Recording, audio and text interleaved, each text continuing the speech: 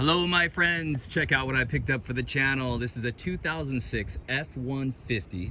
This is the XLT trim. This is Ford's 5.4 liter V8 3 valve. I know. Yes, this is 3 valve. Hey, I have good news. I just picked it up from a single owner, a family member. Thank you, Uncle Russ. And I know that he took good care of it. This engine, and the reason I'm saying that is this engine can have some problems if the oil changes are not done when they're supposed to be done. I'm confident this one has had them done, and therefore, in my mind, I'm really happy with this truck. It does have a lot of things that need to be fixed up on it, including the paint, which I'll show you in just a second. And what we'll do in today's video is just kind of introduce this truck to the channel. We're gonna end up making a whole series as we fix up this truck and have some fun with it. So today we'll kind of introduce the truck, we'll walk around the outside, we'll take a look at the inside. At the very end of the video, we'll start up the engine and make sure we don't hear any funny sounds. But so check this out.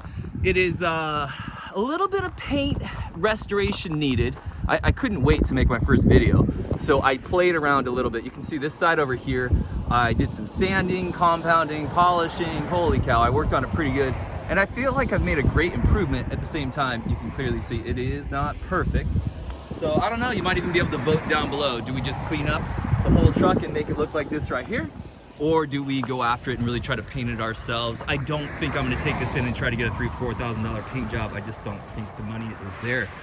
But what a fun truck. So it has a lift in the front to level it, about 2.5 inches, and it's a coilover, so that's kind of nice, not a block. But other than that, it's not lifted. So the back, while it looks pretty tall, it's actually not a lift. So in the 4-wheel drive, these trucks in this series actually come a little bit taller. So it is 4-wheel drive. This is the regular bed. Don't forget the regular bed is still, I believe, 6.5 feet long. So it's not the long bed at 8 feet, but again, it's pretty long. What does that mean? Well, you get a lot of space in the back. The turning radius is not fantastic on it, but that's all right. That's all right. We're talking about a project truck to have some fun with. I love that it's the true crew cab is what I'm gonna call it. I don't know if they called it a super cab back in these days or what, but easily fits my family of 5, no problem. Throw the dogs in the back. Maybe we'll even talk about getting a shell on it. Let's take a look at the inside and then we'll do another walk around and I'll show you the 10 or 15 things I'm thinking about bringing up to date. So the remote keys still work. Hey, that's a big plus. Here's the interior. Looking pretty good. This seat does need a little bit of love. I've already ordered a new seat cover and actually the pad that goes underneath it. So that will be one of our first videos. If you look down here, that's actually a gauge and I'll show you that. The rear end has airbags so that when the previous owner had weight in the back, he could put some air in there and not have to worry about a whole lot of sag. The head unit has been changed out. So this is really nice. I was expecting to have to do something with the radio, but I already have it working pretty well to my phone and it plays Bluetooth really nice off of there. So no complaints on that. Alarm still up and working, pretty sweet. 150,000 miles on the odometer. So while it has quite a few miles at the same time, I don't know why it wouldn't get another 50 or 100,000 miles. Here's the back seat. Yep, there you go. Kid seat's already in there, ready to go. Another surprise to me is that I didn't realize this back window here is actually has an electric switch right up here, which is super hard to see. I understand with that light. I'm shooting in the evening, obviously. But anyway, it's electric. I didn't realize it was going to be that way, and I think that's a huge plus. So we do have 35-inch tires on this, which is really fun. As you know, if you follow this channel, that I have the 2021 Toyota Tundra, which I'm still trying to figure out what we're going to do as far as throwing on 33s or 34s or 35s and what kind of lift. But this one is so much fun because it picked it up and it's already ready to go. So it might be hard to tell, but this is actually the blue color. It is not black. Those tires, I mean, essentially brand new. And the lights are gonna need some love. This badge up here, maybe we'll talk about what order I'm gonna try to fix it up. So I'm thinking video number 1 is a paint correction. A lot of the paint, I already put a sealer on it. Well, back it up, I compounded, polished it, put a sealer on it. It helped a lot, but we still have a lot of damage to the paint up on top, which I don't care about quite as much. But I'm already getting complaints from the wife if we can try to clean up the paint some, and I think this is going to be acceptable here. But again, I think we might even just try to paint this hood and see how it comes out. I believe the Ford color is True Blue. I might have to double check that one. Video number 2 is I have some new headlights, and I might try to restore these just for fun. But I did buy some new ones, and I think we'll go ahead and pop those new ones in. What's really amazing about the aftermarket on these trucks is there's so many of them that I was able to pick up headlights that look OEM. They're not OEM, but they look pretty dang close to it. And the pair was about $100, actually a little bit under $100. By the way, everything we're gonna do here, I'll put links down in the description to all the stuff we're gonna fix up, so you can go check that out. I've already bought a new badge for the front and back. The badges are all faded out, as they always do. So that'll be another video for us. Maybe we'll get a Go Rhino side step.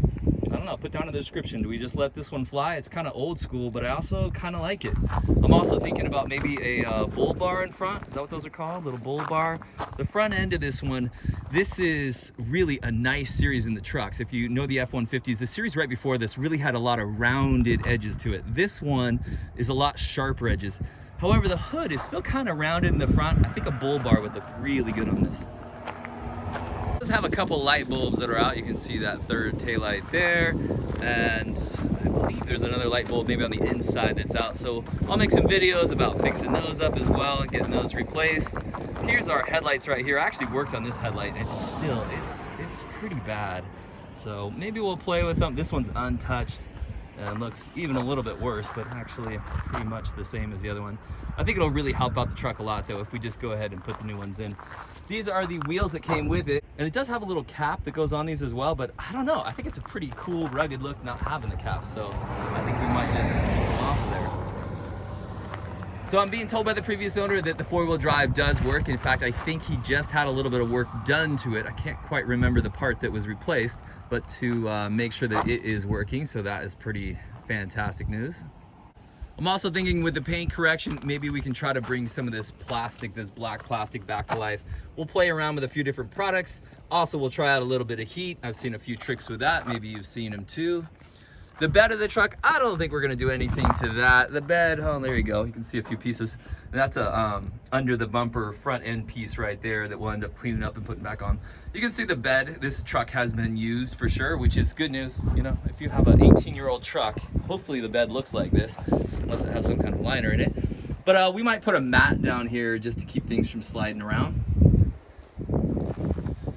One interesting thing is that the previous owner had a Razor, I believe, Polaris, am I saying that right? I'm probably saying it wrong. But anyway, he used to put this in the back of the truck, and 2 of the tires would end up on this tailgate. So it was heavy enough that number 1, it would sag, so he put in airbags to keep it from sagging, and number 2 was putting a lot of weight on the tailgate of the truck. So he actually took apart the tailgate, re-engineered the inside of it, and put it back together. Pretty amazing stuff. Put this diamond plate on the outside, and the tailgate, oh, one-handed, it is heavy. I mean, this thing is rugged, heavy duty from top to bottom. All right, my friends, you ready to hear the engine? Let's get it going.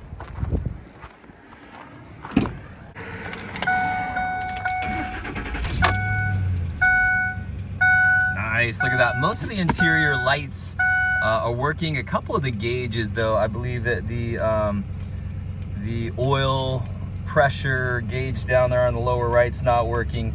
Also, the volts for the battery is not working. That's all right. All we really need is the tach is nice, speedometer. We got the gas gauge up there and working.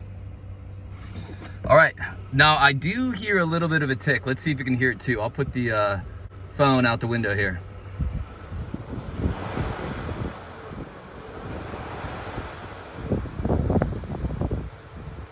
Let's lift the hood and let's see what it sounds like.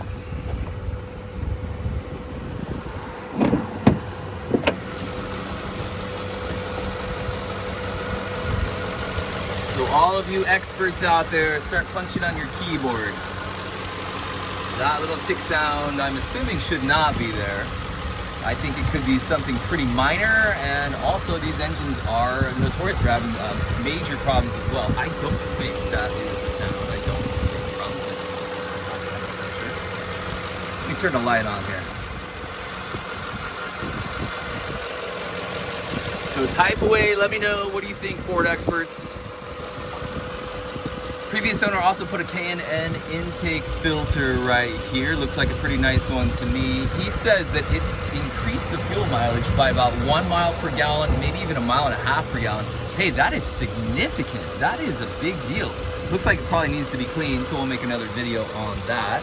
We'll do a video on an oil change. I've already done one oil change. I think I'm gonna let it go just another couple thousand miles, like maybe even 1 or 2, and then change it again just to make sure I keep it as clean as we possibly can. We'll do another video on dropping that transmission pan, putting a new filter in and new transmission fluid as well. I'm not really sure where that is at. Now, one thing nice, look at that. There's the transmission dipstick.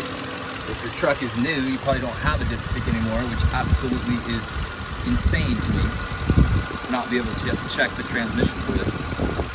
So I checked it, it looks pretty pink, it looks pretty new to me, but I think we'll clean it out anyway, make for a good video. And we'll also check the brake fluid. The brakes seem a little bit soft to me, maybe even a lot soft. So we'll check the brake fluid and maybe consider bleeding it out.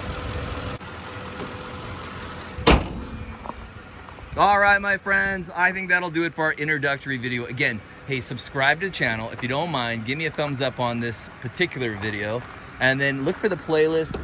Let's call it F150 Bluey? What do you think? I liked old Blue. I liked Big Blue. One of the daughters liked Big Blue, and one of them is really into Bluey from whatever show that is. I guess it's a show named Bluey. Anyway, the 5-year-old's probably gonna win that out. But what a beautiful truck. I know it's a little dark right now, but I am so pumped. Just an absolutely beautiful truck. All right, friends, hey, thanks for watching. We will see you next time.